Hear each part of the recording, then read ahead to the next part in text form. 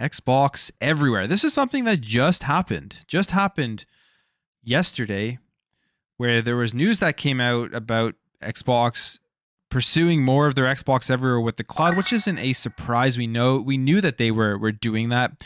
We knew that they wanted to expand cloud gaming and just being able to access it without any hardware on multiple different screens. I mean, they already have it on the phone, so bringing it to a smart TV just makes a ton of sense.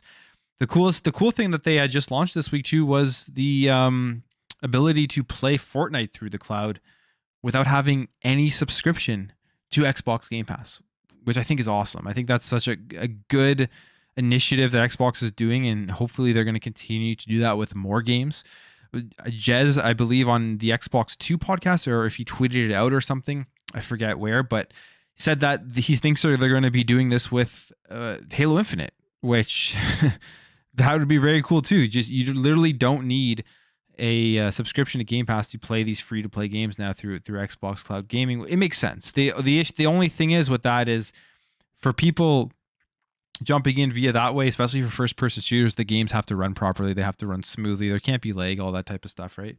Or they're going to jump off and it's going to give them a bad taste for the service. But the reason I think they're doing it is they're trying to just show people the ability of Xbox with the cloud stuff. And if they are to sign up to Xbox Game Pass Ultimate, they're going to get access to a bunch more games. And if the cloud stuff works good for them, then they'll be probably more enticed to do it. But then there's this here. So this is an article from VentureBeat from Jeff Grubb, the famous Jeff Grubb with all the internet information. It says Xbox plans to launch a streaming puck and Samsung app in the next year. So they say here in the next 12 months, Microsoft plans to release an Xbox cloud gaming streaming device. This will likely look like an Amazon First Stick. Did you mean First or Fire? I don't know what Amazon First Stick is, but I thought it was like called Fire Stick or something. Or perhaps a small Roku-like puck, something you're just going to set up, access it, stream Xbox, probably stream everything else if you don't have a smart TV. And like Roku, the Xbox streaming device will enable you to access movie and TV services in addition to a library of games through Xbox Game Pass Ultimate if you already have a Samsung Smart TV. So here's the kind of annoying thing from this already is that they're teaming up with Samsung, so there's going to be exclusivity, I guess, for who's going to get access, what smart TVs are going to get access to the smart TV app, at least for now. That may expand later in the future, but it says if you already have a Samsung Smart TV, you can maybe skip a separate device entirely. Microsoft is working closely with its partners at Samsung to develop an Xbox game streaming app for that company's televisions. That too should debut within the next 12 months. Now, I don't fully get this in terms, I guess, if there's a business deal and they go with Samsung, that's why they're doing it. But is there something else? Like if you make a smart TV app, if you make it in-house at Microsoft, can't they just launch this onto literally every smart TV? Wouldn't that be a much smarter way? Like I have a Roku smart TV, TCL or whatever it's called. And wouldn't you just be able to throw the app on there and give access to more people? Because I mean, I don't know. Samsung's obviously huge, but there's a lot of different brands out there in terms of smart TVs and being able to put apps on it. This move from Microsoft is hardly surprising. The company has noted repeatedly that it doesn't really care how you get into the Xbox ecosystem, but while it has said that it is also simultaneously poured huge resources into its dedicated Xbox consoles. I mean, of course, you look at the consoles themselves. The funniest thing about the Xbox consoles in this year, when they talk about huge resources being poured into it, is that people thought that not having console exclusives were literally going to just cannibalize the sales of the Xbox Series X and S. And I was one of those people, and there were many other people. I'm not trying to be like, oh, look how smart I am.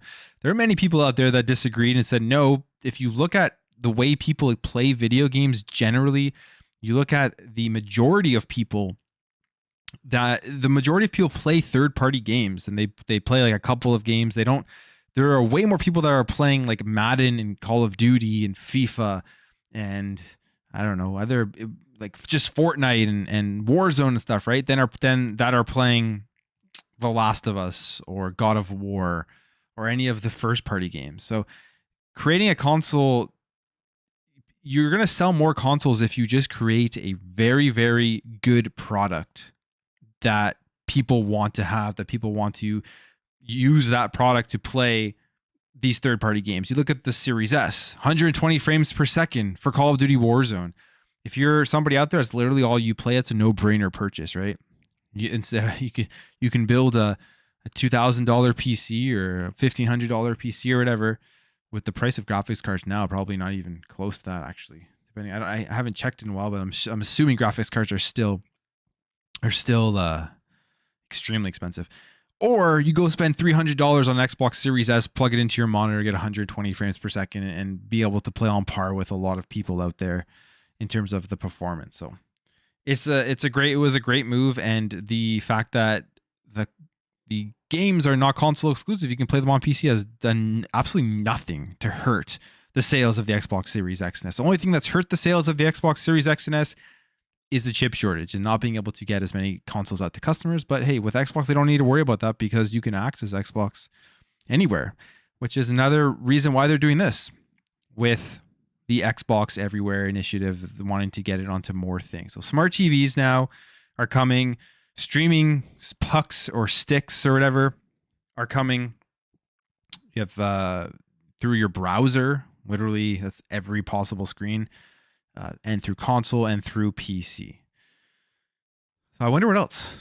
Next, are they going to start putting it on smartwatches or something? You're going to have to play it on your screen like the touch games, maybe like Luminous. You're touching your smartwatch, or Tetris or something. Who knows? But it's a very smart move for just getting as many people into the ecosystem as possible. I think when Phil Spencer took over with the Xbox One X and just expanding Xbox out, they realized that like the Xbox One wasn't a strong generation for the majority of it. They lost a lot of customers, I think, in terms of the people who played on 360 and then went to PlayStation 4, and they realized that, hey, maybe it takes a long time to build that brand loyalty, that customer loyalty, that huge fan base that PlayStation has, because PlayStation's been around longer than Xbox, and they've had a very successful run with the strategy of console exclusivity, launching games to consoles. And Xbox knew that they had to come up with something different, and they have, and it's working very well. And I think we're seeing a big turn in the industry. A big turn in terms of, again, Xbox is disrupting everything. And it's crazy because you think of like the video game industry from when Xbox entered, they have pretty much continuously disrupted how things work. And more than ever, they've disrupted the industry in the last, I don't know, 5 to 7 years or so. Let's say 5 years. Let's say when they released the One X, and then they released Game Pass, and then they started pushing for crossplay, and now they have all of this streaming stuff. There were streaming, like I think Stadia was out before and whatever, right? Maybe it wasn't. I could be wrong on that. But there's other streaming platforms out there, but Xbox has really made it successful, and they've completely disrupted the industry again. You go back to the original Xbox, completely disrupting the industry with the hard drive and the launch of Xbox Live. You go back to the 360, completely disrupting it with just making Xbox Live bigger, the friends list, the party chats, the Xbox achievements, right? Like, and now we're into Xbox One, where they didn't really disrupt it for Xbox One for the first half of the generation. And that was kind of the downfall of it. They tried to disrupt it with Kinect, with making the box like your all-in-one TV and everything, but people just wanted to play games. So now they've pivoted, disrupted it again, focused on gaming, and it's doing very, very well. But yeah, Xbox Everywhere I think is a great initiative. The only thing about Xbox Everywhere, which is something we're seeing right now happen. I haven't experienced this, so I don't know if this is let me know in the comments if you guys are experiencing this, but is this something that's going on everywhere, or is this regional? I'm in Canada. Xbox Live has been completely fine over the last 2 days. I've had no issues, but there's a lot of people complaining and anger right now that Xbox Live is down. But the main thing they're complaining about is not being able to access single player games when Xbox Live is down, which is it's a shitty thing. Like 100%, that's not a good thing, and that's something that Xbox needs to fix. Whatever it is with the DRM, whatever it is with like the check-in time, if they need to check in less or whatever.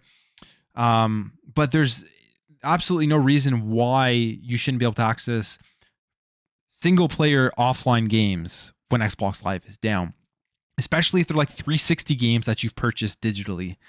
So, yeah, that's not a good thing. And that's where people always argue against going all digital in the future of gaming and streaming and all that type of stuff. And I'm like, I love my physical games. I haven't really gone too much physical this generation, just because you buy a physical game now, there's not that much with it compared to back in the day when you got like a manual and you got like all these extra goodies with it. But this is the downfall of all digital future, and I think this can easily be fixed as long as they make sure you can access your offline games. If Xbox Live is down, that will make things better. But a lot of people are angry right now about this, and for good reason. I mean, if you can't access games that you purchased, offline single player games, when Xbox Live goes down, that's not something that's acceptable, and Xbox needs to do something about it. So hopefully whatever is going on right now, again, my Xbox Live hasn't been down, it's been completely fine, but whatever is going on right now, it'll force Xbox to look into it, and Phil Spencer and all that type of stuff. But yeah, that's Xbox everywhere. And what are you guys talking about? Babylon Fall only has one person. Yeah, I saw that. That's hilarious. One person. What an absolute failure that game is. Like, holy shit. When they first showed that game off, I don't know if it was at E3 or whatever event they showed that off on, or off at. I don't know what I just said off on, but it looked great. And then they redid it all. Square Enix probably came in and was like, hey, you got to make this more profitable.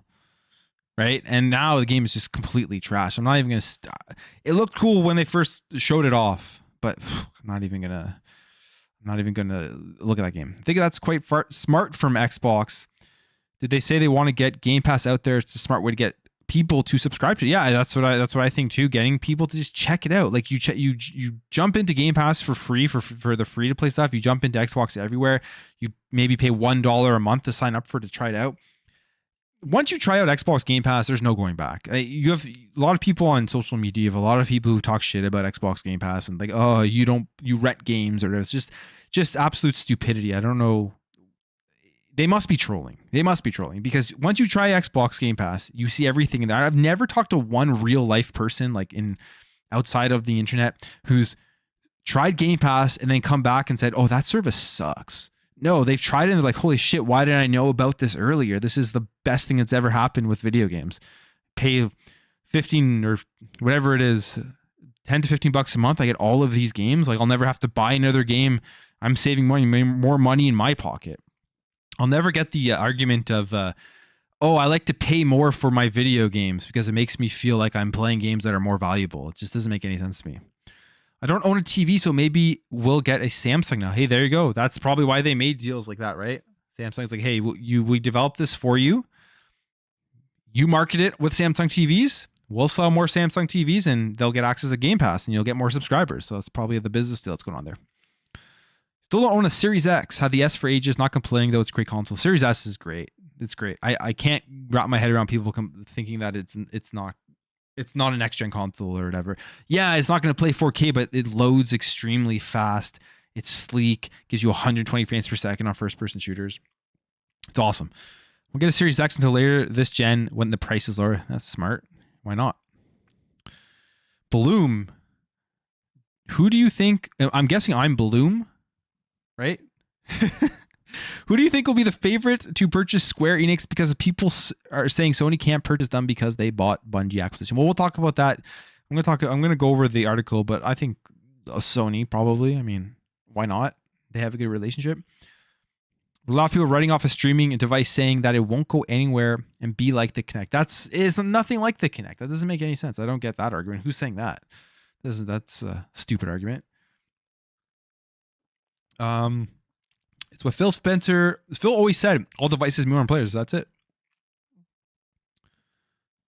Xbox One was boring and expensive. I never bought one. I skipped last year. Well, I bought an Xbox One when Master Chief Collection came out, and we all know the debacle of the Master Chief Collection when it first launched. Just you couldn't connect to games. However, I was actually pretty lucky with my Xbox One when I purchased it, because I purchased the Sunset Overdrive edition. It's a white Xbox One. It was the first one. I think they're actually kind of rare. I don't know how many of those they made, but I've been looking it up, and you can sell those things like, not that I want to, because it has like literally one of the best boxes in the history of video games, my opinion, as like a box for the console. But I got the Sunset Overdrive edition. Master Chief Collection wasn't working, and I played Sunset Overdrive. I would have never jumped in if it wasn't for that, if it wasn't for MCC not working, and it became one of my favorite games of the generation. I absolutely love Sunset Overdrive. It's a shame that it's with Insomniac right now, because they're probably not going to make a second one. It's a shame it didn't get the support. It's an incredible game, and I really wish they would bring it back. And if they do, it's going to be a PlayStation exclusive now. Series X Day 1, favorite console? I think the Series X is going to go up there as one of my favorite consoles, if not my favorite of all time. But I can't make that decision until, the next generation comes out. Just trade your 1X, God of Valhalla, Far Cry, and Lego Star Wars. Nice. Those are 3 incredible games. You're going to have a lot of fun with lots of gameplay in all those. Lots of gameplay on all those. Not experienced that single player issue. It's kind of odd. So the thing I have been reading about the single player issue as well, that a lot of people are overlooking when they're complaining, which I still think it's an issue. You shouldn't have to do this, but it's that you have to set your console to your home console. And if you do that, apparently you can access them.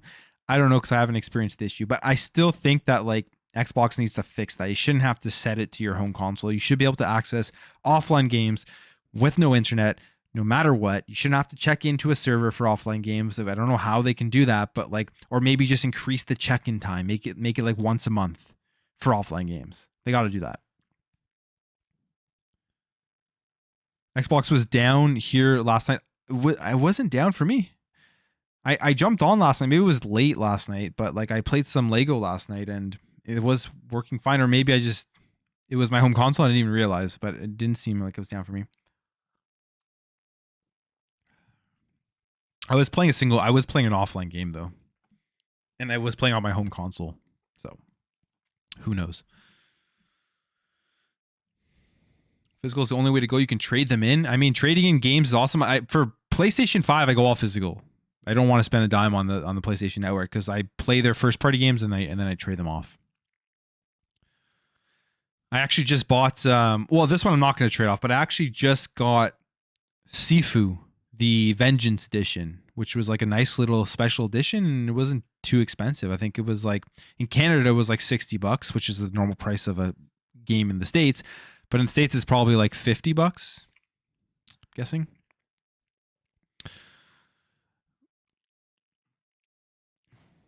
All right. This is games too, so if we go digital, we buy one copy and can play on 2 Xboxes. Smart, very smart. That's what you got to do.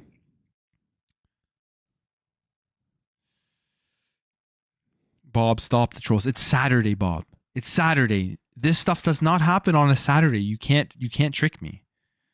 There's no news on Saturday and Sunday. Literally no news.